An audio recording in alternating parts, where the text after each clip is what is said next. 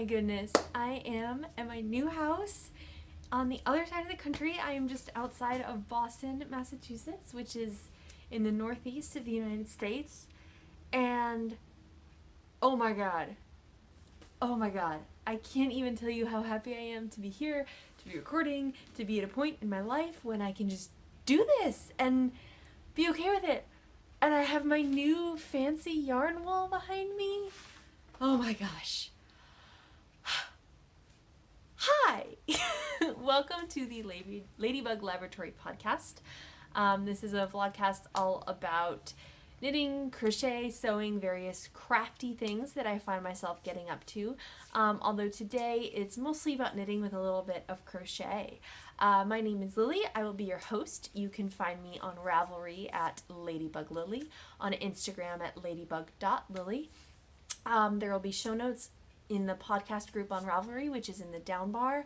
And I'm fairly active on Instagram. Instagram is actually where I'm the most active nowadays, just because of how my life works. And so I will often post things on there. I have highlights about all sorts of stuff, and I will update you, let you know how the cal is going and stuff like that. Alright everybody, I'm re-recording the information in the intro because some of it is wrong now, so there might be a little bit of a jump there. I recorded this over 2 days, February 5th and February 6th. If I'm in the blue teal dress, it's the 5th, and the yellow dress, it's the 6th. Both days I am wearing my Star Shower cowl with a Walk in the Woods yarn, and I love this, and it's actually kind of funny because it looks completely different with the two different dresses.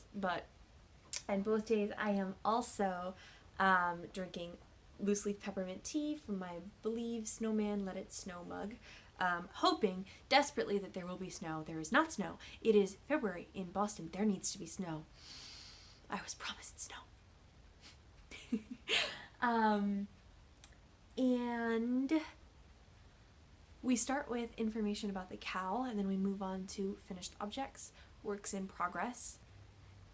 Then we talk about my Make 9. There's actually 2 of them. There will be 4 eventually, but we're only going over 2 today. Then I have some life news. The first part is a little bit intense, talking about burnout and priorities.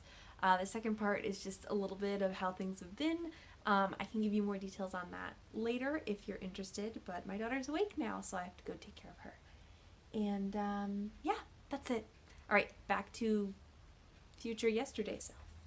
Okay, so I have sort of 2 sets of show notes today. I've got my written show notes, and I've also got various things that I'm pulling up on my computer. So if you see me sort of looking there, that's what I'm looking at. And here, that's what I'm looking at there. So, let's talk about our cal. So we have a create along going on right now. It is the Tiny Makes cal. It is knit, crochet, weave, sew, pretty much anything you want. But the deal is you're making something tiny. So it could be something tiny like a mochi mochi. It could be something for a tiny human or for an animal, like a baby sweater or a dog sweater. Or it could just be, you know, a baby blanket, right? Anything that either is small or is for someone or something small. Yeah, so stuffies count, baby blankets count, mochi mochi count, dog sweaters, all that sort of stuff. And the cal is going to run until July 2nd, which is my daughter's first birthday. And yeah, I'm doing winners every 2 months. So there will be a drawing in March. We already did the January one, so there will be one in March, May, and July.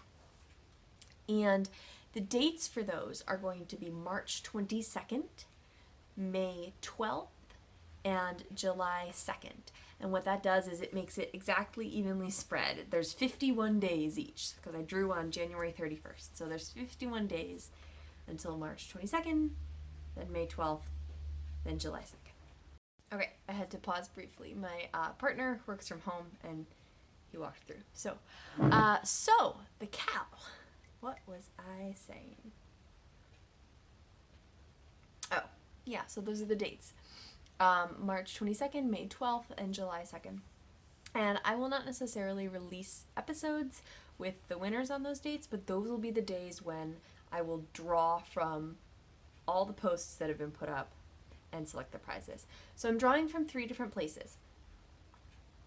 There is the Ravelry chatter thread, the Ravelry finished objects thread, and the Instagram hashtag, which is Tiny Makes Cow.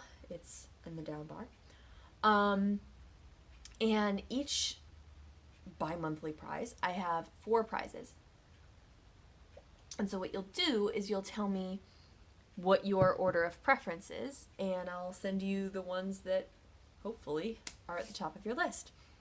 So for January, for the chatter thread, the winner was post 37, who was Trylinda. So congratulations. From the FO thread, the winner was post 11, who was Crafty PW.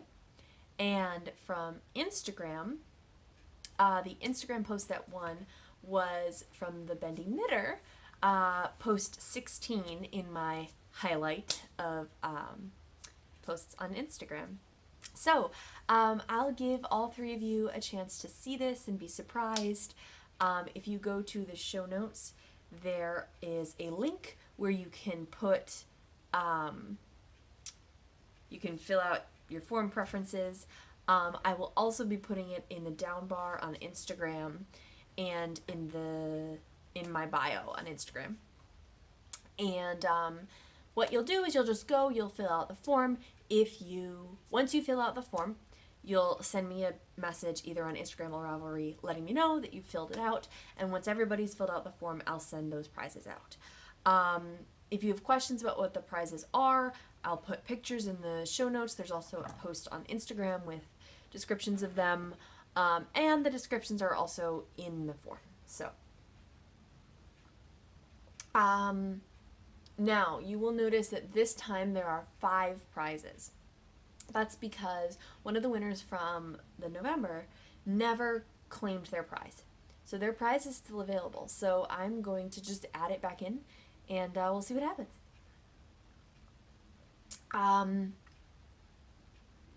What else was I going to say about that? I think that's about it. I will let you know what the prizes will be for the March drawing after everyone has claimed their prizes for January. So yeah, that's the cow. All right, let's keep going. So finished objects. The very first finished object I have to show you is my Golden Autumn hat. And those of you that are returning viewers may remember it was a shop sample for the Black Squirrel Berkeley. And when I was planning on, in November I recorded the, only winners thing, right? And I said there would be a part B. There was no part B because my life was crazy. Yeah, sorry about that. But when I thought I was going to be recording like a full episode in November, I was heading up to the shop, and before I left, I recorded a quick snippet where I just talked about the Golden Autumn hat because I then left it at the shop. So I will go ahead and put that in here. Alright, so here is my Golden Autumn hat. I finished it! This was done as a shop sample for the Black Squirrel Berkeley and also for the BIPOC Make-Along on Instagram. Last time that you saw it, I was about here-ish. I had finished 2 repeats. So, modifications that I made to this hat. First of all, the hat calls for 5 repeats of the pattern before you begin the crown decreases, and I did 4.5 because I was running out of yarn. And then for the crown decreases, you can see that it sort of like lines up. So I just shifted the pattern to still line up the knits with the knits and the pearls with the pearls, even though I had finished at a different place in the patterning. The other modification that I made is the folded brim on the inside. I did a different yarn. I just did some DK weight scraps that I had. So that I could make this in 1 skein. So the original pattern calls for 2 skeins of DK weight yarn. I wanted to make it in 1. So I did the medium size and I successfully made it in one. And this is what I had left. So this was some serious yarn chicken. I won the yarn chicken. I'm ridiculously happy with this hat. I'm kind of sad I have to give it away as a shop sample because I really like it. But that clearly just means I need to make another for myself, right? So the yarn is Cedar House Yarns Irish Yearling DK in the Wine Sap colorway. I used the size 3 and size 4 recommended needles. And I really love it. This is like, I have a lot of trouble finding hats that I think look okay with my hair, or rather with my glasses. But I really like this one. I don't know, I just really like it. Like when I put it on to take pictures of it, normally when I take finished object pictures of hats, I take my glasses off. And I think it looks better with my glasses off, but I actually think it looks okay with my glasses on, which is really rare. It's hard for me to find hats that I like the look of. So yeah, this is it. This is the hat. I love it so much. I'm clearly gonna make myself another one. This afternoon I am going up to the shop, so I'm gonna bring this with me and deliver it as a shop sample, but I'm definitely gonna wear it all the way up there because I want to. Alright, back to other Lily. Oh, and one more thing. Look at those super cool crown decreases. Oh my gosh, that's amazing. All right, that's all. All right, and back to future me. I did notice in wearing it up to the shop, this obviously wasn't mentioned in that section because I hadn't worn it to the shop yet, but on my way up there, I was wearing the hat and it was a little bit big on me. My hair is pretty slick, and so it just kind of kept sliding around. I think for somebody that had more coarse hair or more grippy hair, it wouldn't do that. But like, I have trouble keeping headbands on my head. I have trouble keeping everything on my head. I could put my hair in a ponytail right now and the ponytail would probably fall out by the end of this segment. So it's not unusual for things to just slide off my head, but it means that I need a lot of negative ease in a hat brim, a lot more than most people do. And because it was a very nice, but it was just a knit folded brim, it didn't have very much negative ease, which became an issue for me. Now, I doubt it would be an issue for anybody else because it was fairly snug on me. It just slid off. But what it does mean is that when I make my own version, I'll be making a size small. I am still planning to make my own version because that is a gorgeous hat and I want one. In fact, I bought a yarn while I was there to make it. Alright, so let's move on to other finished objects. I made 16 baby washcloths. And you have seen most of these before. They're crochet. I used Birdie's Knits, Birdie's Knits 100% cotton gradient sets, and they each had 8 things in them. So I had 4 that were pink and purple. Let's see if I can pull them all out. Whatever. There were 8 pink and purple and 8 blue and yellow. I'll just put a picture here of just kind of them all in a circle. Last time that you saw them, I think I had like 2 blue ones to go. I think it was the brightest 2, but so those are the brightest 2, so I'll just show you those. But yeah, they're basic linen stitch crochet. I started with a foundation single crochet row, and then I just did linen stitch all the way up. I don't know that there's much else to say about that. Some of them, I mean, they've been used, so they don't look as nice as when they first were used. The darkest of the pink bled a little bit, and for a while I had them all just like sitting in a cup of water so I could pull them out and use them to wipe Gwen down after she like eats or something. And so the darkest of the pink bled a little bit, and there's like a little bit of pink spots on some of the other ones, but overall I love them. She loves them. They're super soft. They're super useful and versatile. So here they are, all the baby washcloths. Yeah. my next finished objects, in my last full episode that I recorded, I mentioned that I was taking just a little bag of scraps of various kinds on my trip with me to make various baby things. So I did. I made 2 sets of baby mittens. Oops. These ones and these ones. So these are actually the same pattern. One just I folded over the cuff, as you can see. Having the folded over cuff is really great for getting them on. Mittens is a little bit relative. They're really just kind of hand sacks, right? But both of these were with scraps. These ones, as you can see, are definitely more worn.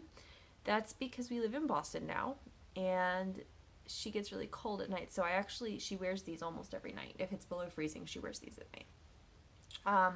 So they're definitely more worn. They're getting a little bit pilly, but she's worn them nightly for maybe a month now, so I'm not complaining about that. For both of these, I used US size 3 needles, which is a 3.25 millimeter for the cuffs, and a US 4, which is a 3.5 millimeter for the plain section.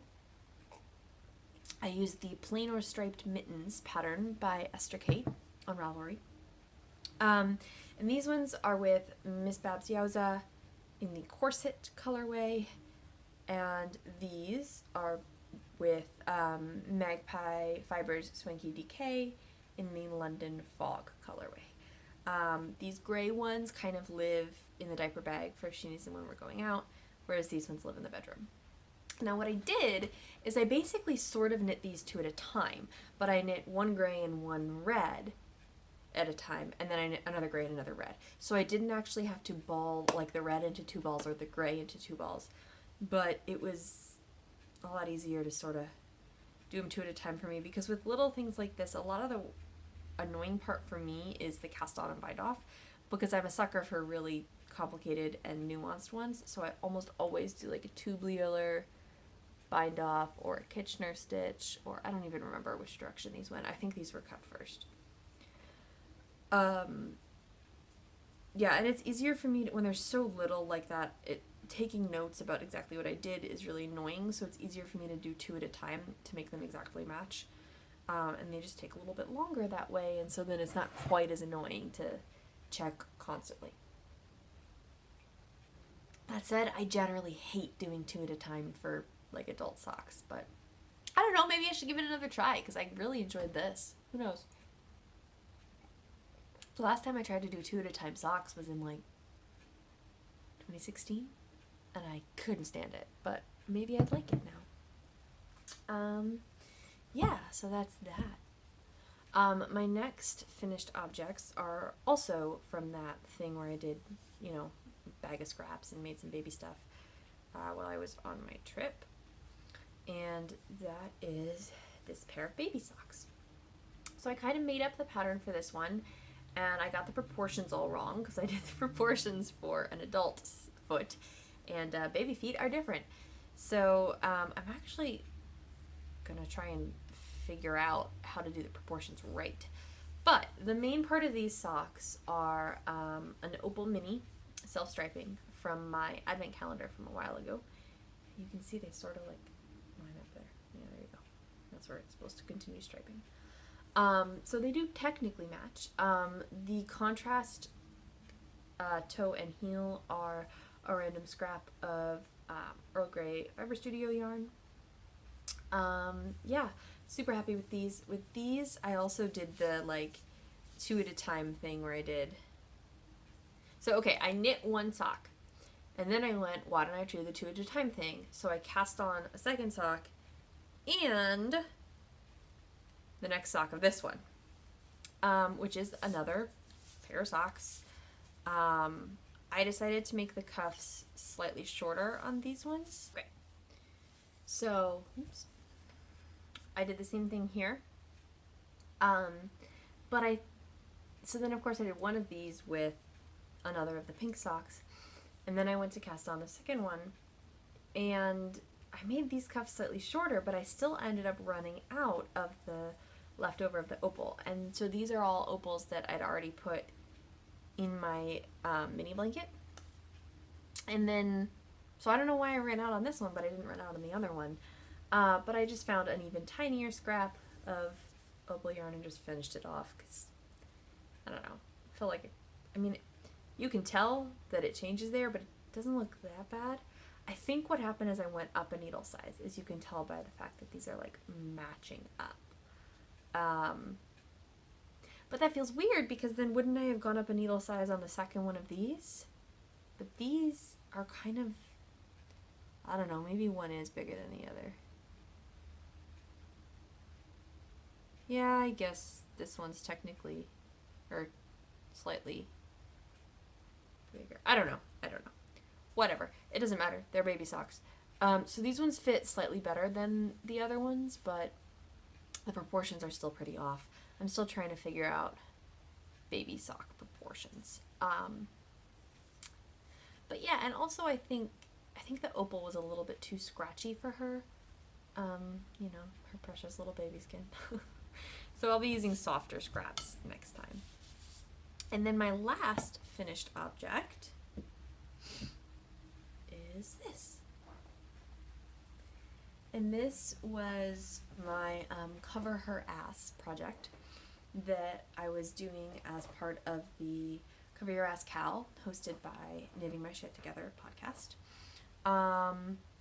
And what I did is I used some Aran wool that my aunt got me in Ireland as a gift. And I knit up the Little Brother Romper by Petite Knit, and I used size 8 needles.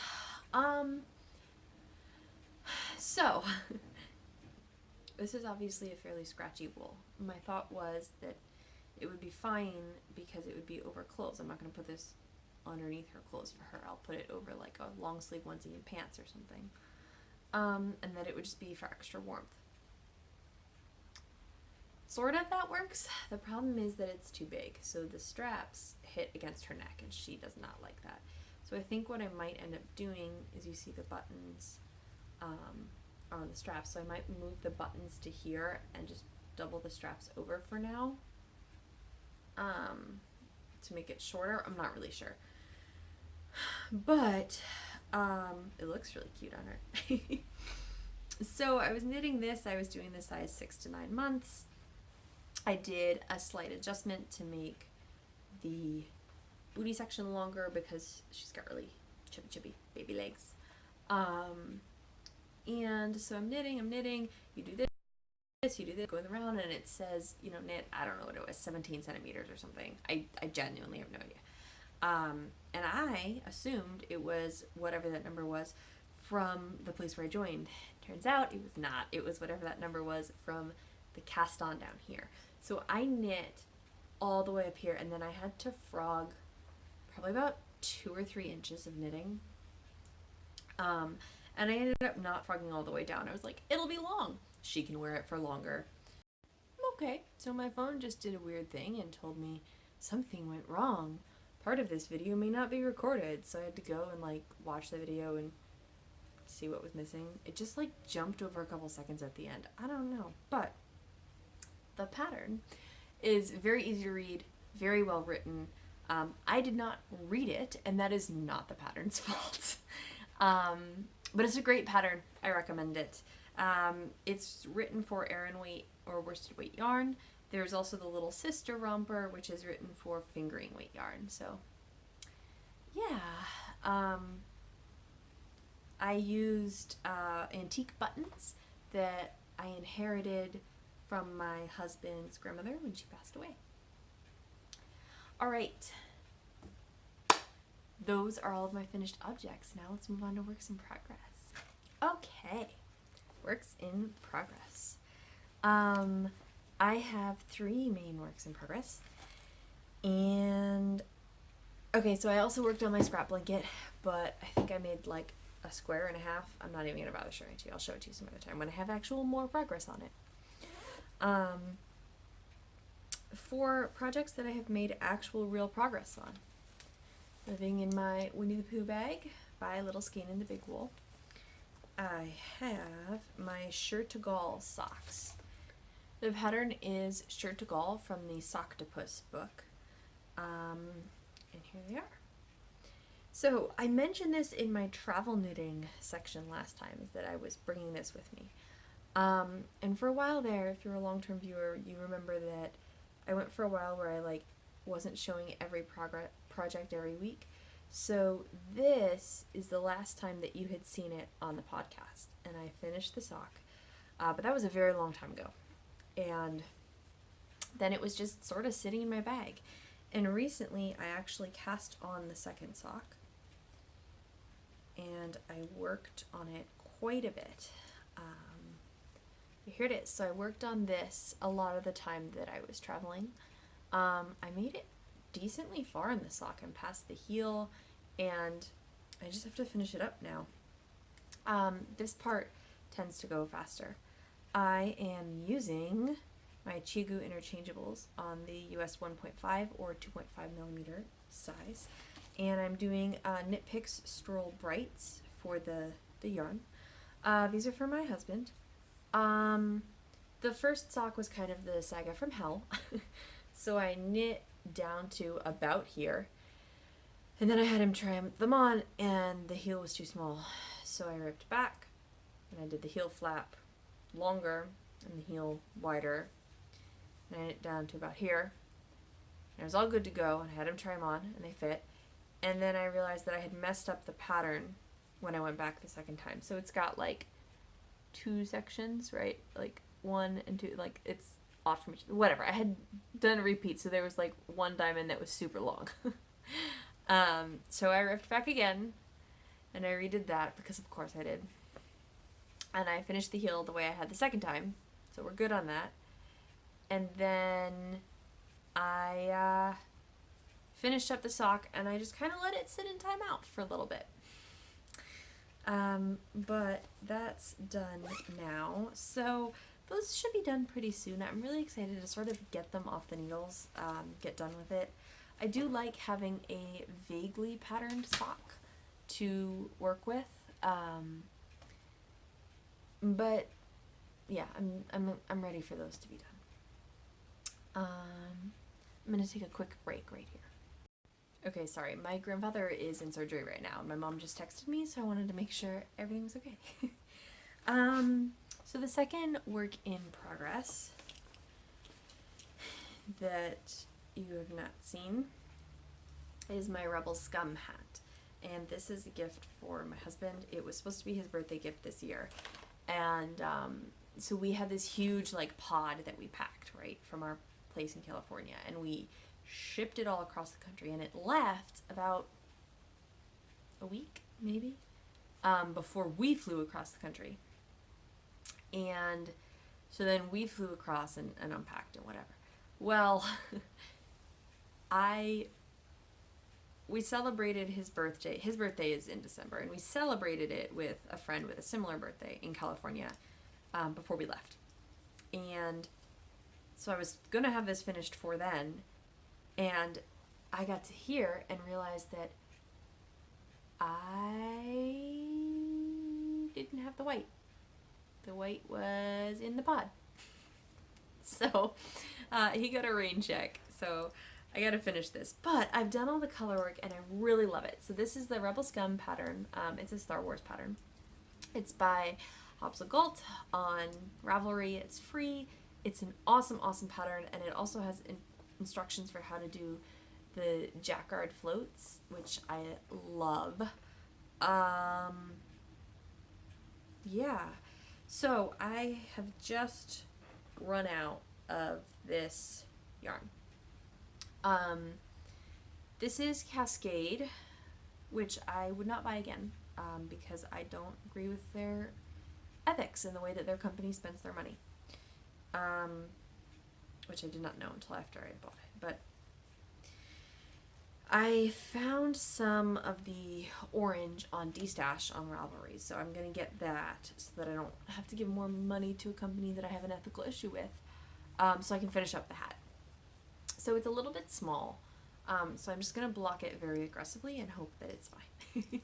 But I really, really enjoyed doing the color work pattern. I forgot how much I missed color work. It was It was really great.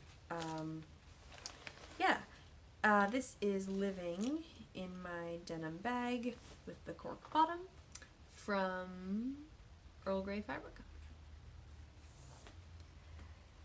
Alright. I also started a new project. And I'll talk about this one a little bit later in my Make 9 section. But this is the Jutland hat by Jennifer Wood. And I'm using Valhalla DK yarn from Fresh from the Cauldron. And it's in the Briny Deep colorway. And here it is. I am so in love with this hat. Look at that patterning. The blue is definitely not coming through at all. That's awful. The blue is really beautiful. But I guess that's more accurate. I don't know. But there's this really cool braided technique, which is absolutely brilliant the way it's written. So I really love this hat. This is for my aunt, who is currently having a bone marrow transplant. Things are going well, but you know, keep her in your thoughts. So yeah, this is the pattern. I super love this pattern. I messed up right here. I did the wrong cable right there, but I think I'm just gonna take a little bit of yarn and put the cable in the right direction. But I have a question about this. So this is my ribbing. It's mostly 1x1 ribbing, but it looks kind of stretched out, right? And gross. And then the back side of my ribbing looks really pretty. Why? Why is my ribbing pretty on the back and ugly on the front? I would have just turned it inside out, like cut the yarn and turned it inside out and gone in the other direction, except that there's one section where it's not exactly 1x1 ribbing, and so I had to keep it that way. But I've noticed that happens quite a bit, where I just get like ugly ribbing on the outside but pretty ribbing on the inside. This is the inside, outside. Does anybody know why? It's like my knit stitches are stretched out and my purl stitches aren't, and yeah, I don't know. I mean, it's not hideous, right? Like, I still feel comfortable giving it as a gift, but it is something that I would like to fix. Yeah, I'm using size 4 needles, I think, on this, and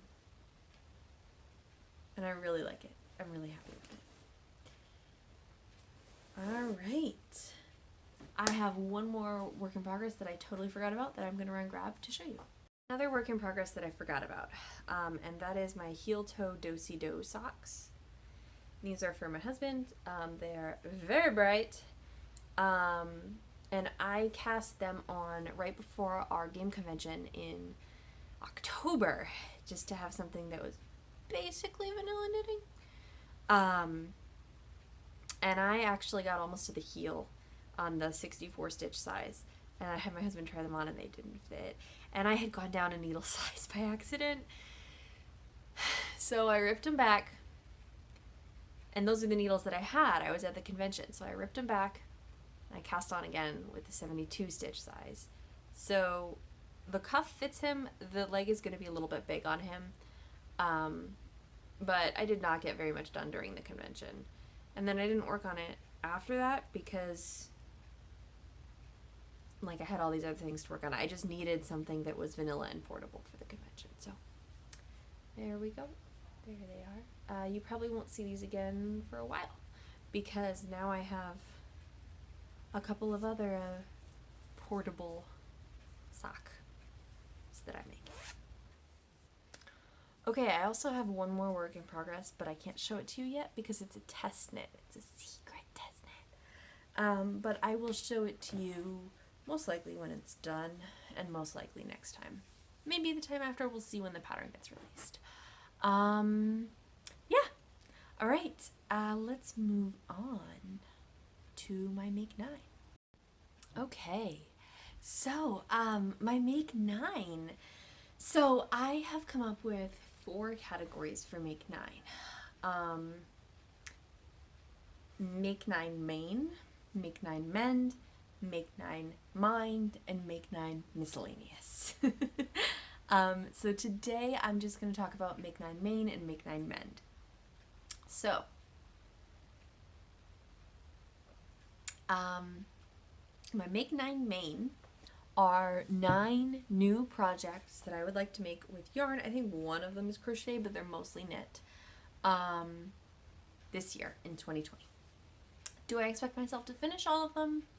Probably not, to be honest. I mean, 36 projects is not a ton, but it's a lot for me right now at this stage in my life.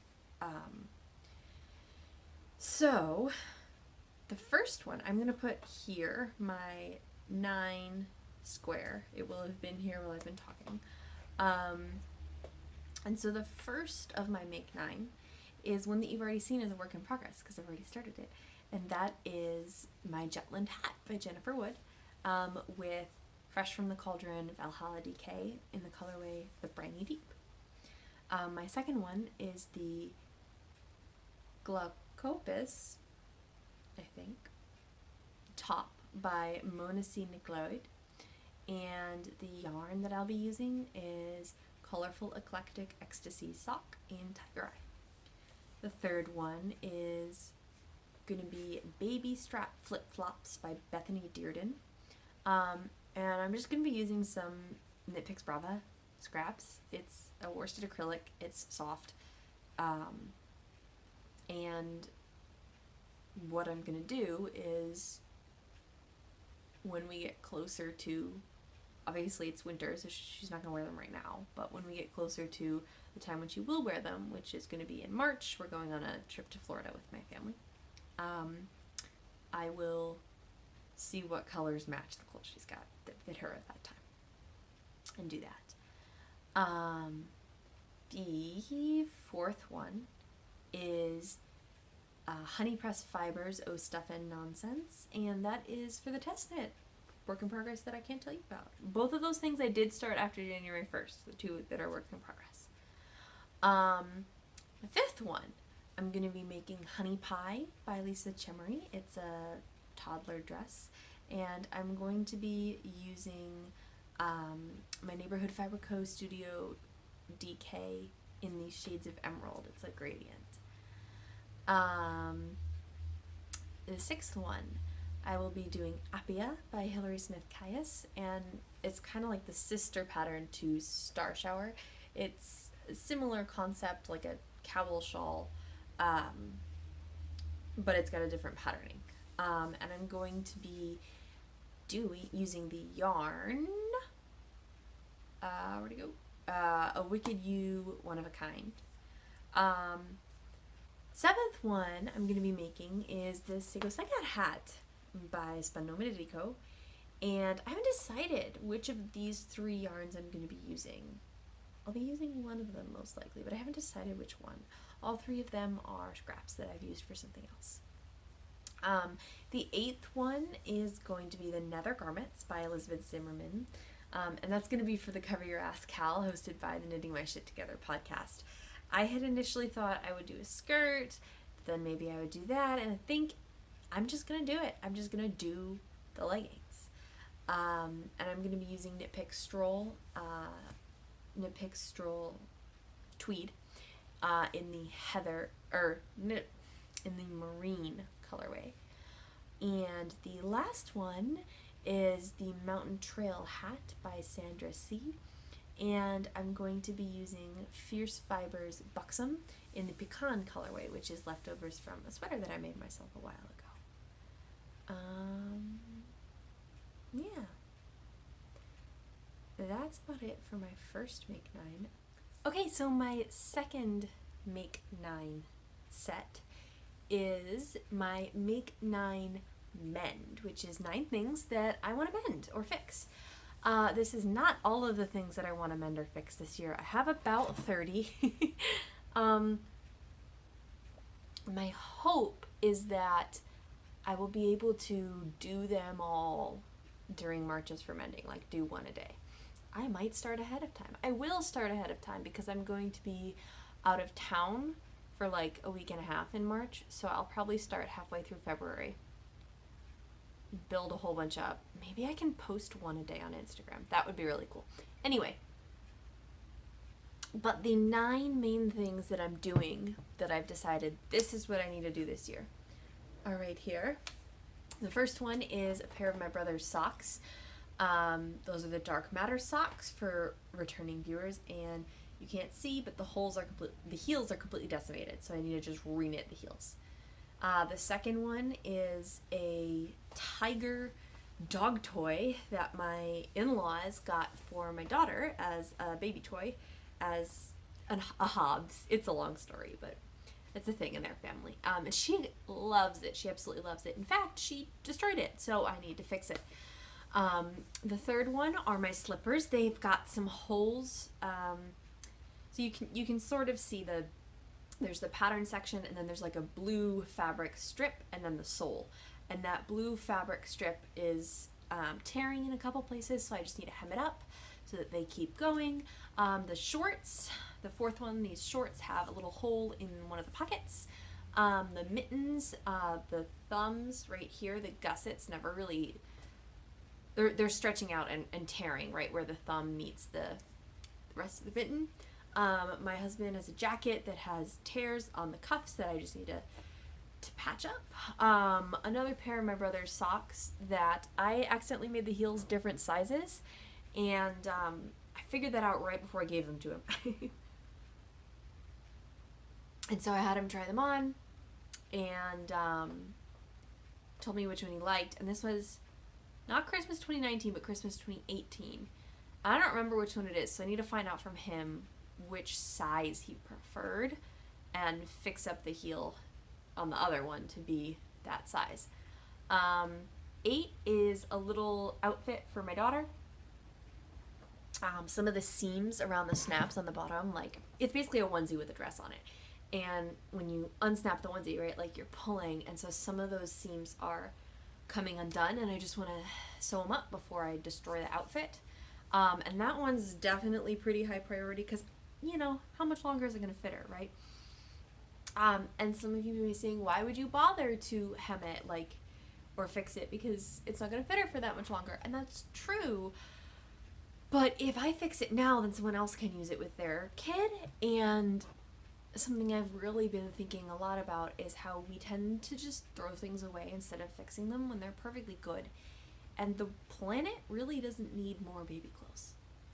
So if I could just fix this up and someone else can use it, then we'll be good. So the 9th one is my boots. My boots are leaking the soles, and they have a rip in the top, so I need to fix that. And again, those are pretty high on the priority list because winter's not going to last for forever, right? So, and there are a lot more that I need to do. I have like 3 or 4 pairs of my own socks that I need to hem, a couple other pairs of my brother's socks, a couple other not sock things, but those are just the 9 that, honestly, those are the 9 that I could find. And the non-sock items are ones that I never really get around to because they're not socks, right? And so I think about mending socks a lot, but I don't think about mending other things. So I put those on there just to try and make sure they got done. All right. So today's topic is priorities. And I am really bad at prioritizing. I tend to take everything that is thrown at me and weight it equally and put it in a heap and just say, well, I have to get everything done, so there's no use deciding what's the most important. And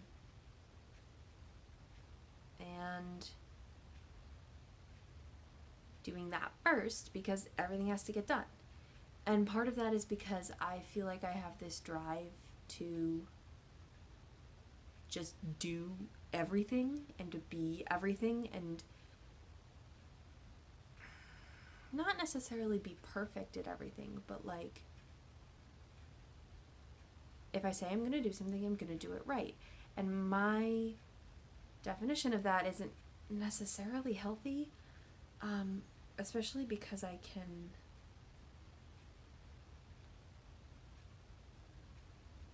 I let the things that really matter to me go. Because they're not the ones that are up in my face. And that's something that I've been realizing basically since I quit work, because to no one's particular surprise, work consumed my entire life. I actually didn't realize until I was out of work for about 6 months how much it had destroyed me and turned me into a husk of a human being. And I mean, I stopped working in May, and of course I had a baby in July, right? But I didn't start enjoying things again until October and November. And I've been reading up on burnout, the psychological phenomenon of burnout, and they've done studies and they found that extreme burnout can actually change the structure of your brain, and that it can take multiple years to come back from that, and that your capacity, like if you have a capacity of 10, right, to do things and get things done, and that's how much energy you have, spoons essentially, if you have 10 spoons a day, and you get burnt out, the burnout itself makes you function at lower capacities. So you might only have 8 spoons a day or 6. And some people say that's permanent. Some people say it's not, but that it takes a long time to come back. But the psychologists that look into this, all of them say it's real. And in a lot of ways that it feels, here's the thing, I know I got burned out, and I know at least part of that is my fault, and I know part of it is the environment I was in, but I also know it's really impacting me. Like, I am overwhelmed by the littlest things now that didn't used to overwhelm me, and I'm realizing how much work it is just to do something simple, because for so long I was so overwhelmed. I was just so overwhelmed. And people who were close to me before all of this started and are still close to me now will say that I had 10 units before, and now I'm operating around 4, maybe 5, and I didn't think it was that bad, but that's what my loved ones are saying, and I trust them. And there's been a little bit of almost like an intervention, getting me to practice self-care, which is important, and something I academically knew for a long time, but never did because I didn't have time for it. And then I would feel like going for a run is self-care, right? Because it's a thing that helps me feel better and I enjoy it. And then running became like this thing I had to do. I had to fit into my schedule, and I just became increasingly exhausted.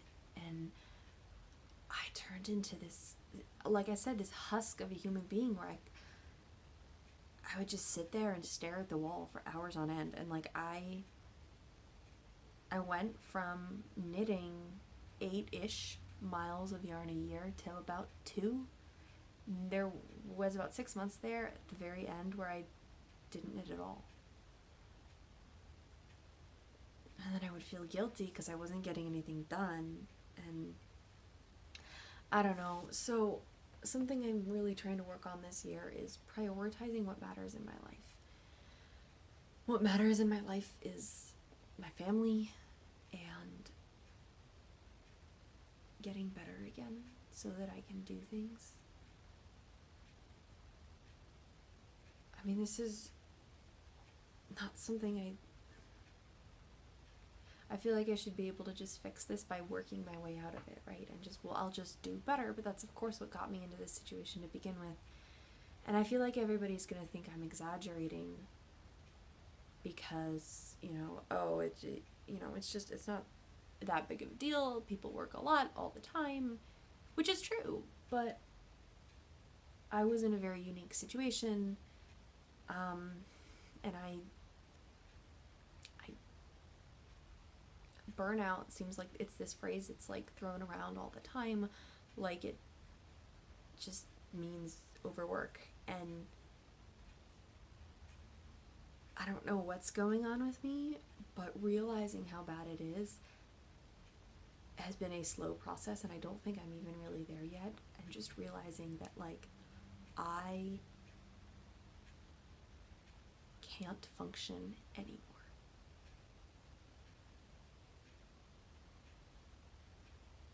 And I know somebody's going to ask me if I'm depressed. So I normally take antidepressants. I haven't been right now because I've been pregnant and then breastfeeding. Well, I've been on one of my 2 meds.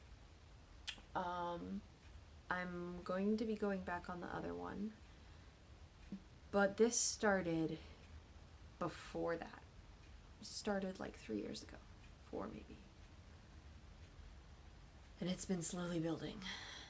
So, I don't know. There's not really like a huge topic in this other than this is what's going on with me, and I don't know. My brain is shutting down even right now.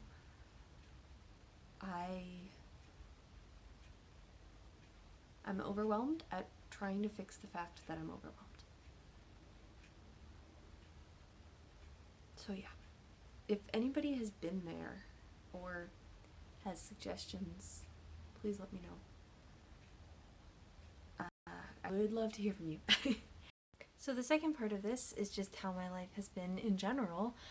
So obviously I never recorded a part B of the previous episode because I thought that I would be able to, everything would be fine and I'd record while we were waiting. No, we had way too much to do. We didn't even end up getting it all done. Like, it was just an absolute disaster. And then we flew here, which was also fairly disastrous. The baby's over there. She just woke up. She woke up almost an hour early. She's very happy, so I'm just going to finish this really quickly. It was disastrous all the way up until we got on the flight, and then everything on the way actually flying across country was fine, which is great. And if you're interested, I can tell you more about what the actual moving process was like, because it was pretty intense. Then we had to unpack the pod, blah, blah, blah, blah. Finally got a chance to record first week in February. So, yeah. All right. That's it for now. I hope to see you all again later, and leave me comments down below. Let me know how your day's going. Shoot me a message on Ravelry or on Instagram. I'd love to hear from you. All right. Bye.